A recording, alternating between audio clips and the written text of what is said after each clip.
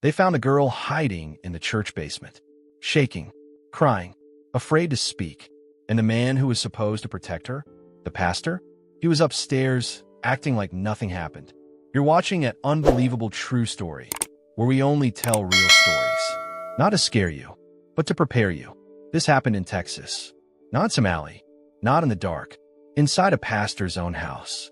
The little girl lived there, trusted him. Her family trusted him. And that's what makes it worse. See, most people think danger comes from strangers. But the truth? 80% of abuse cases involve someone the victim already knows. That's the uncle, the coach, the teacher, or in this case, the pastor. And let me hit you with this. Every 40 seconds, a child is abducted or assaulted. That means while you watch this, somebody's kid just got hurt. That's why we added a family safety course in the description and the first pin comment. It's built for parents and kids. It shows what to do if something feels wrong, how to escape, how to speak up, and how to protect each other, even when the threat comes from someone you know. Now stay with me, because we're about to break down who James Randolph really was, how he hid his crimes behind the church, and the one mistake that finally brought him down. Let's get into the full story. Now let's roll it back. Let me tell you who this little girl was. She had a name. She had a smile. She was the kind of child who trusted adults. Because kids believe what you tell them. You tell a kid, "I'll keep you safe." They believe you. You tell a kid, "God loves you." They believe you. And that's what James used. He used her trust. He used her faith. He used her small world. It was 2019. Hot Texas summer. The kind of heat where the air feels heavy, like you breathing soup. This girl had been living in the pastor's home. Everybody thought it was safe. Her family thought, man of God, church leader, he'll protect her. But behind closed doors, he was a predator. Let me break it down. The house looked normal. Yellow paint peeling on the side, little cross on the wall, Bible on the table. But when night came, that's when the mask came off. The girl said later she was scared to sleep because she knew footsteps would come down the hall. That door would creak, and the man with the Bible would turn into a monster. Think about that. A kid, laying in bed, holding her pillow tight, praying to God for help. And the one who was supposed to be God's servant was the danger. You know how sick that is? And let me tell you something hard. According to the World Health Organization, 1 in 3 women worldwide will experience physical or sexual violence in their lifetime. WHO 2021. 1 in 3. That means look at 3 women in your life. One of them has a story. Maybe they told you. Maybe they didn't. But they got one. This girl? She didn't even get a chance to grow up before it started. Now, folks in town didn't see it first. Because predators don't act evil all the time. Nah, they blend in. James stood at the pulpit on Sundays, preached about heaven, shouted about sin, talked about family values. People clapped. People cried. People shook his hand. Nobody knew. Nobody thought, hey, maybe the pastor's the one we should watch. But evil? It don't care about titles. It don't care about church. It don't care about your good reputation. The girl tried to stay quiet, because that's what victims do. They freeze. They feel shame. They think, maybe it's my fault. And that's the devil talking right there. Because no child is ever at fault. Ever. But James, he counted on her silence. Predators always do. They think, she won't tell. She's too scared. Nobody will believe her. And for a while, he was right. So how did it break? How did the mask fall off? One night, the girl ran, barefoot, tears streaking her face. She went down into the church basement. Dark, cold, smelled like dust and olden books. And she hid. That's where police found her. Imagine that scene. Flashlights swinging, officers calling her name, and then a small voice. Here, they pulled her out. She was trembling, eyes wide, couldn't even talk right away. And upstairs, Pastor James sat at the kitchen table, coffee steaming, like nothing happened. The cops asked questions. He gave answers. Smooth, calm, like he'd rehearsed it. But lies got cracks.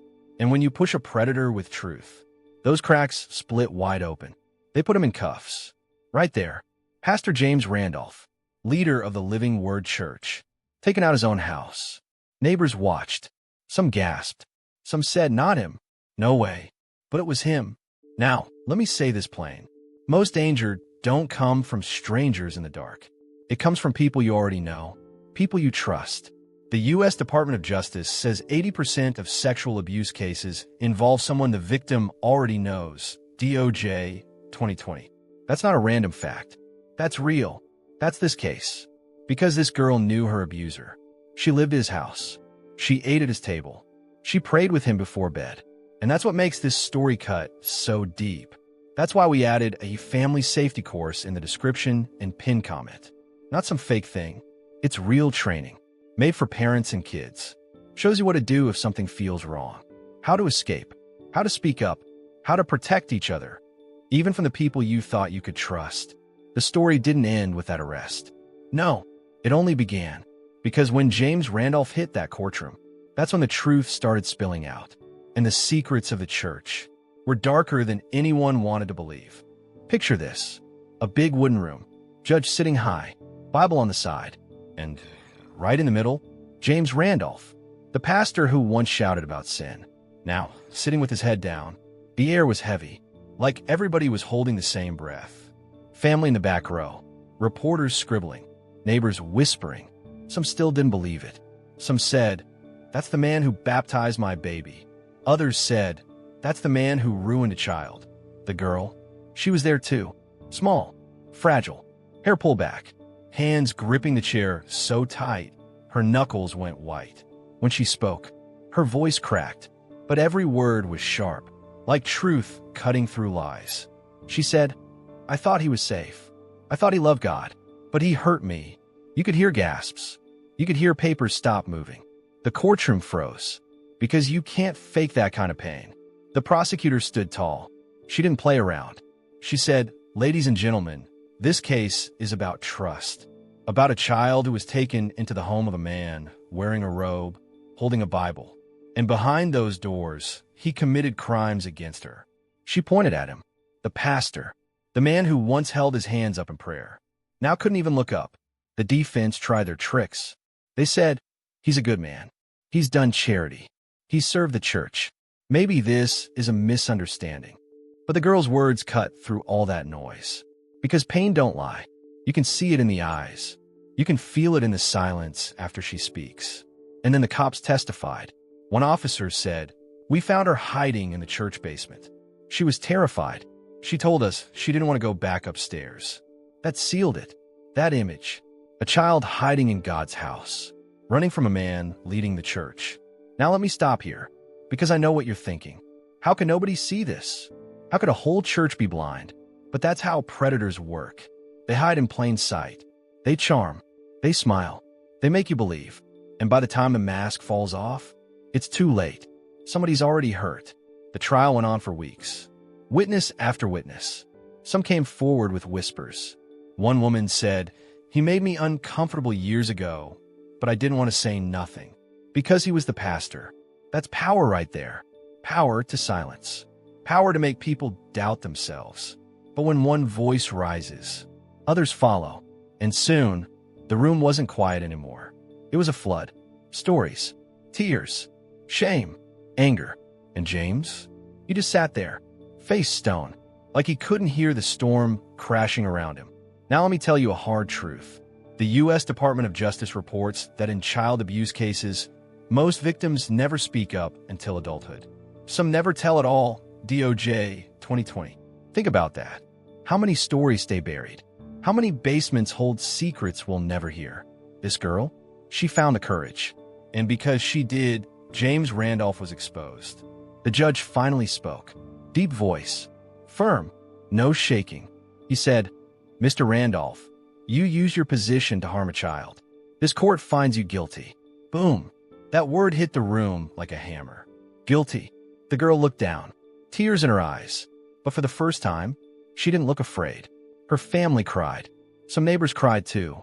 Not because they pitied him, but because they couldn't believe the man they once trusted was a wolf the whole time. The sentence came down hard. Years in prison. No pulpit. No robe. No Bible in his hand. Just another man behind bars. And you know what? He deserved every single day. But let me keep it real. The scars don't disappear. That girl, she has to carry it. She has to grow up with it. And healing ain't a straight line. Some days you smile. Some days the past comes knocking. That's trauma. And yet, she stood up, she spoke, and she broke the silence. That's strength. That's survival. Now the church? They had to face it too. Empty pews, whispers in the hallway. Some left, some stayed, but nobody forgot. Because once you see the wolf in the robe, you can't unsee it. And let me say this to you, watching. Don't ever think it can't happen in your town. Don't ever think that's just a big city problem. No, it happens everywhere. Small towns, big cities, rich neighborhoods, poor ones. Evil don't care about zip codes. That's why we share these stories. Not to scare you, but to prepare you. That's why we added a real family safety course in the description and pin comment. It teaches you and your kids what to do when something feels off, how to trust that gut feeling, how to escape and speak up. Because most danger comes from people we already know. And if 1 hour of training helps you stop it, then maybe one less child has to hide in a basement. The trial ended. The gavel hit. People stood up and walked out. But the story, it stayed in that town. It stayed in those families. And it stayed with that little girl. Now she's older. She's stronger. And she knows something deep. You can be broken and still stand. You can be scared and still fight.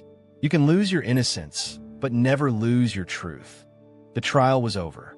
James Randolph was gone, locked away, but the story didn't end. Nah, that's when the real aftermath started. See, when a predator falls, the ground shakes. Families split. Friends turn cold. Whole towns get quiet. And this girl's family? They were torn in two.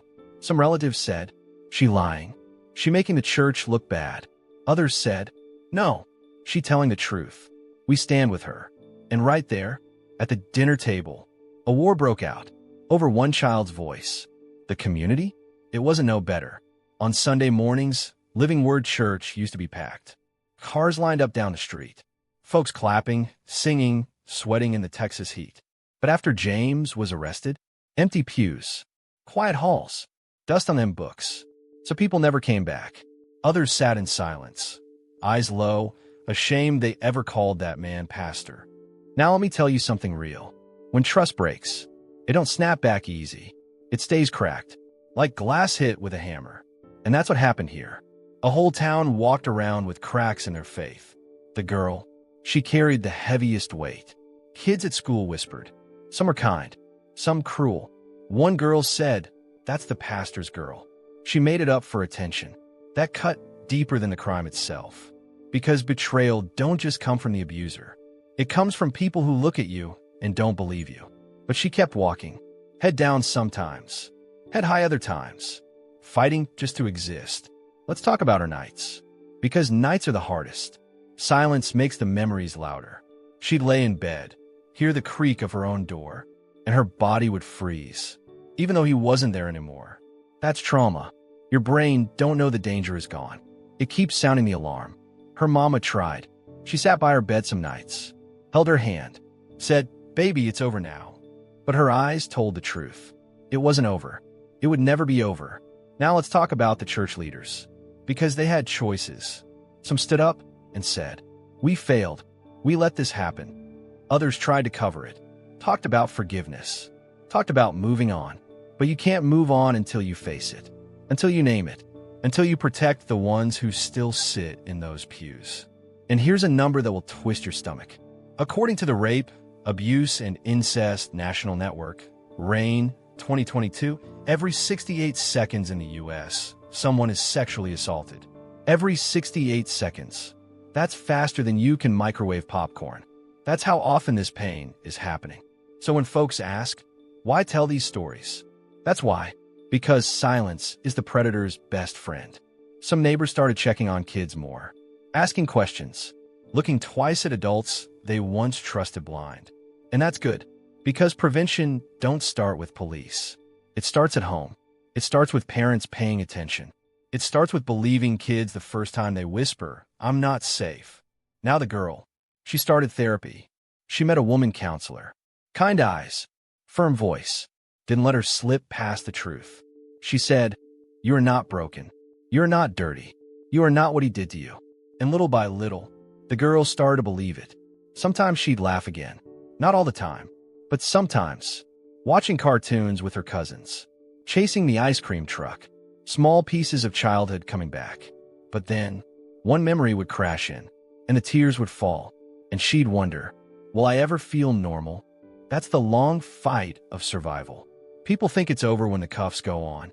Nah, that's just the first step. The real fight? It's learning to breathe again. It's trusting again. It's learning that bedtime don't mean danger. That church don't mean fear. And she's still learning. Now let me tell you what her mama said in an interview. She said, I trusted that man with my child, and he broke us. But my baby is strong. She stood up, and she told the truth. And for that, I'm proud. That's powerful. That's love. That's a mother trying to stitch wounds no doctor can see. And James Randolph, he sits in a prison cell. No pulpit, no choir, no crowd saying amen. Just four walls, a thin mattress, and a mirror that won't lie. But here's the truth I want you to hold. The story is bigger than James. It's about every kid hiding in silence. Every adult too scared to speak. Every community that says, not here, because yes, here. It happens here. That's why we added a real family safety course in the description and pin comment. It teaches kids and parents how to see the signs, how to talk, how to act, because most of the time, the predator is already inside the house. Now, this girl's story is one of survival.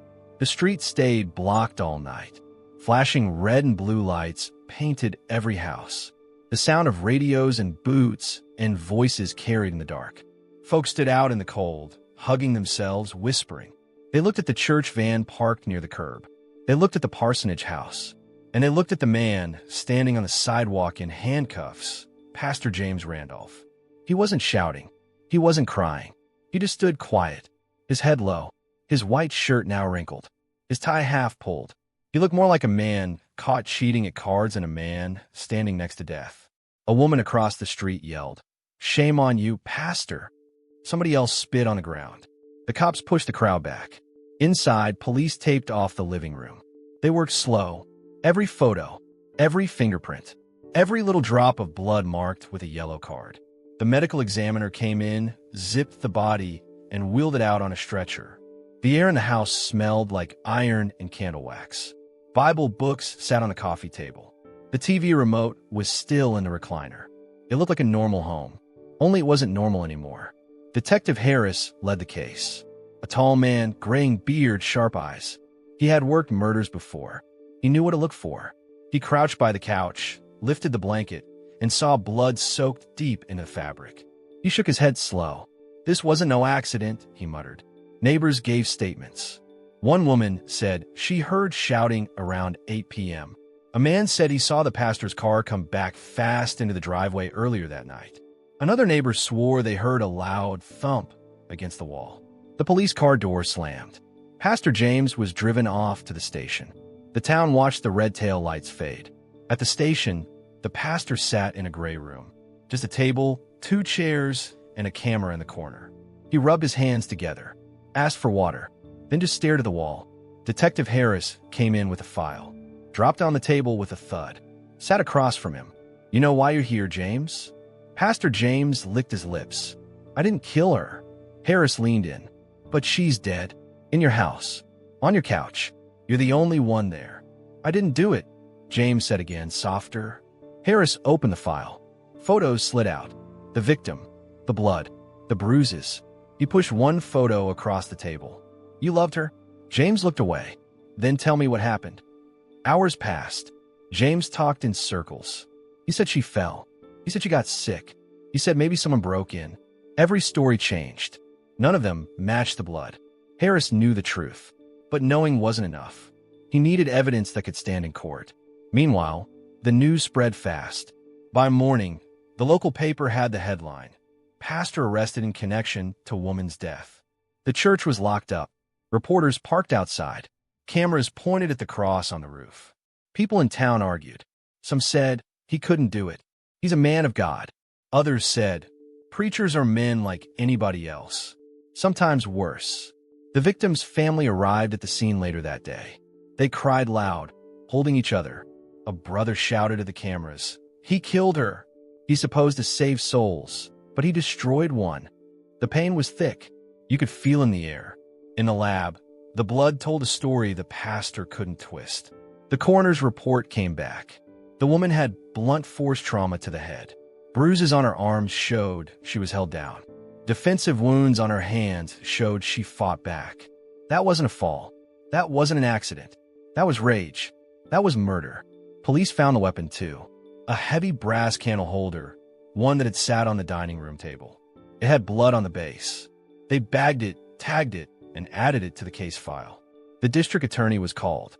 They had enough to move forward. In court, Pastor James walked in wearing an orange jumpsuit. No fine suits, no shiny shoes, just a number on his back. The people in the pews gasped. Some cried, some cheered. The prosecutor spoke clear. This is not about faith. This is about facts. A woman is dead, and this man killed her. The defense tried. They said maybe it was self-defense. They said maybe she attacked him first. They said maybe she fell after a fight.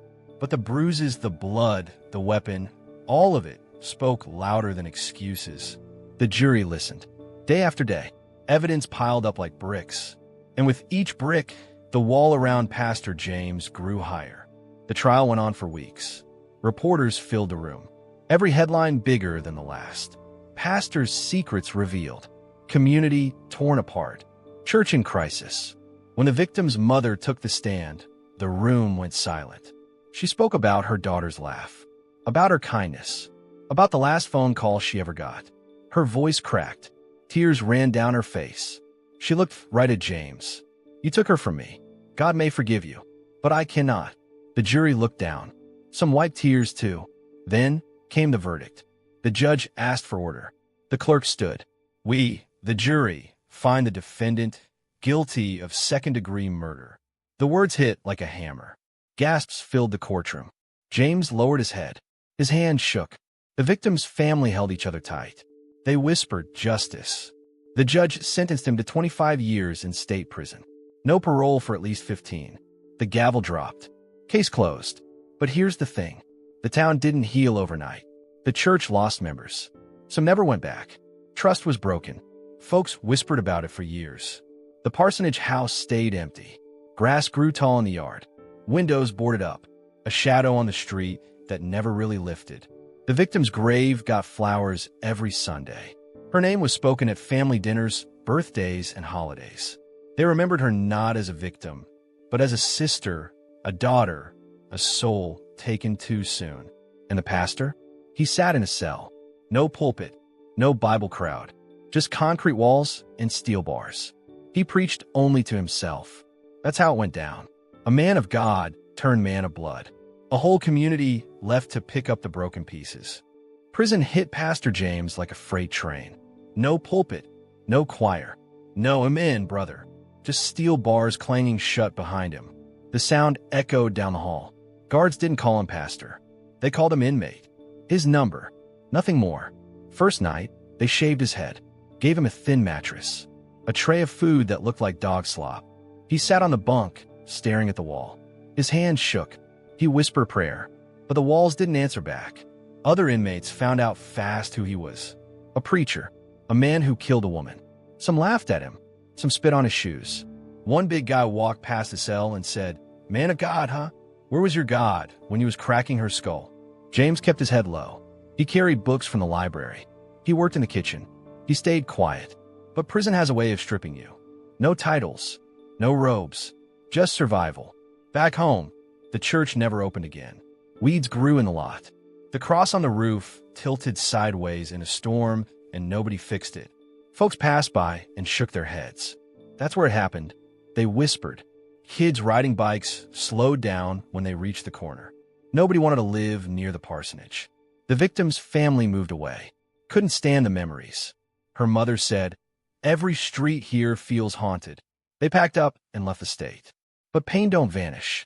It just follows you with a new zip code. The trial had made news far outside the town. Other churches across the country used it in sermons. Beware false shepherds, preachers warned. Some folks stopped trusting pastors altogether. They said, if even a man with the Bible in his hand can kill, then who's safe? And that's the ugly truth. See, Titles don't stop the dark side of human nature. Whether you're a janitor, a CEO, or a preacher, the rage, the jealousy, the sickness, it's in people. It hides until it don't. In prison, James tried to start a Bible study group. Some men came. Some just came for cookies. But one night, a young inmate asked him, "Why should I listen to you? You killed your woman." James froze. He opened his mouth. Nothing came out. He closed the Bible, walked out. He never started it again. Word spread. The pastor couldn't even defend himself with scripture. His faith had holes in it. Let's stop for a second and look at the bigger picture. The Bureau of Justice Statistics says about 34% of men in prison for homicide knew their victim personally. That's from a 2021 report. Think about that. 1 out of 3 killers weren't strangers in the night. They weren't masked boogeymen. They were boyfriends, husbands, friends, even preachers. The danger was sitting in the living room. That's what makes cases like Pastor James so heavy. It ain't just the crime. It's the betrayal. Folks trust a man of faith. They hand him their kids, their secrets, their prayers. And then he turns around and does something like this. It don't just break a family. It breaks belief. Inside prison, James aged fast. His beard turned gray. His back bent. He spent years walking the yard, head down, mumbling. Some guards said he talked to himself, like he was still preaching to empty pews. He got letters, but not many. A few from family. A few from strangers who thought he could be redeemed. But no letters from the victim's family. They cut him out forever. On the outside, people barely spoke his name anymore. Just a footnote in crime reports. Just a stain on a once-trusted pulpit. One reporter visited him for an interview. Asked him point blank, "Do you feel guilt?" James looked into the recorder. His eyes watered. He said, "I lost control. I shouldn't have. I ask God every day to forgive me. But forgiveness is tricky. Words don't erase wounds. Forgiveness don't bring the dead back." The victim's grave stayed full of flowers, though. Friends, cousins, coworkers kept showing up year after year. They never let her memory fade. They made sure her story was bigger than just the way she died. They told stories about her laugh, her kindness, her love for kids. And that's what matters in the end. She was not just a victim. She was a person.